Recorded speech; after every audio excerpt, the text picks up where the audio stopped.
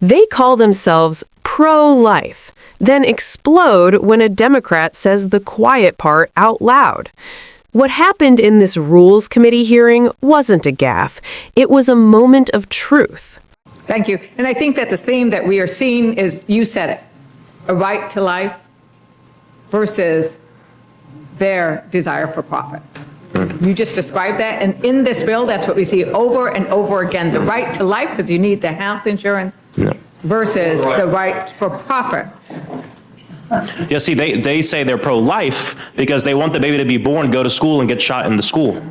Die in the school, die on the streets. No, that is what they say. Hey, I'm not going to say anything, but you've gone over the cliff. I move to strike his words. Over the cliff. Wait, you've gone over. We were going to be quiet, but you've gone over now. You didn't use any. I meant every word. We are going to strike your words. But on the other hand, it might be good to leave your words. It might be good to leave your words. Because that's how you feel.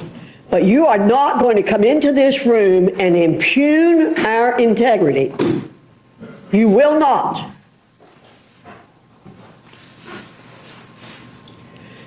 We are pro-life people from conception to natural death. Most of us are. And don't you come in here and say, we want to preserve life so people can get shot. That's what I've seen. Thank you, Madam Chair. Are you through, Ms. Ledger-Fernandez? I hope so. Well, Madam Chair, I want to thank all of our witnesses for coming in and laying out the distinct perspectives and approaches between how we believe this bill will affect Americans, their ability to get health insurance, which is essential to their ability to both live a healthy life and to continue to live. And with that, Madam Chair. Madam Chair, I did make a motion that has not been acted on. If you would like for me to withdraw that motion, I will withdraw it.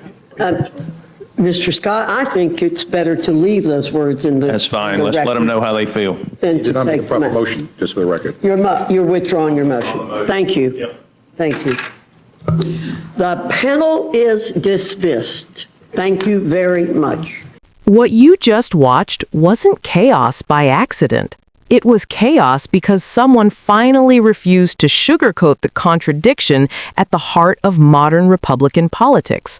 When Maxwell Frost said Republicans want babies born only to be abandoned to gun violence, unaffordable health care, and unsafe schools, the room erupted. Not because it was unfair, but because it was uncomfortably accurate. This is the core lie Democrats have been calling out for years. You cannot claim to be pro-life while blocking universal background checks. You cannot claim to care about children while refusing to protect them in classrooms. You cannot say life is sacred while ripping away health insurance, slashing social programs, and shrugging as kids are forced to practice active shooter drills instead of learning algebra. That's not a value system, it's selective morality. What made this moment so revealing wasn't the outrage, but the defensiveness. If the accusation were truly absurd, it wouldn't have detonated the hearing. Instead of rebutting the substance, Republicans tried to silence the messenger. Strike his words.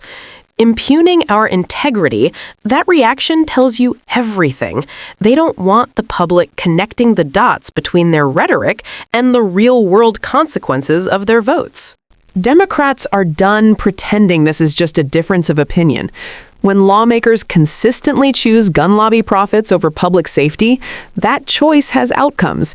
When they block healthcare expansion, people die. When they refuse to act on gun reform, children die.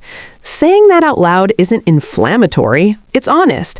And honesty is dangerous to a party that survives on branding itself as pro-life while governing in ways that make life harder, shorter, and more violent for millions of Americans.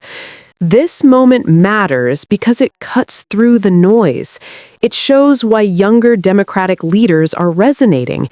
They speak plainly about what policy actually does to people's lives. And it shows why Republicans are panicking. The contrast is no longer abstract. It's visceral. It's parents burying children. It's families rationing insulin. It's students wondering if today is the day their classroom becomes a crime scene. Democrats believe life doesn't end at birth. Life means health care you can afford, schools where kids come home alive, communities where safety matters more than campaign donations.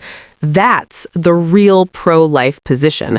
And the more Republicans try to shout it down, the clearer that truth becomes.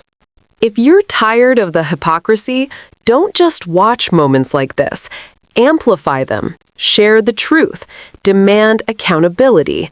Vote like lives depend on it, because they do.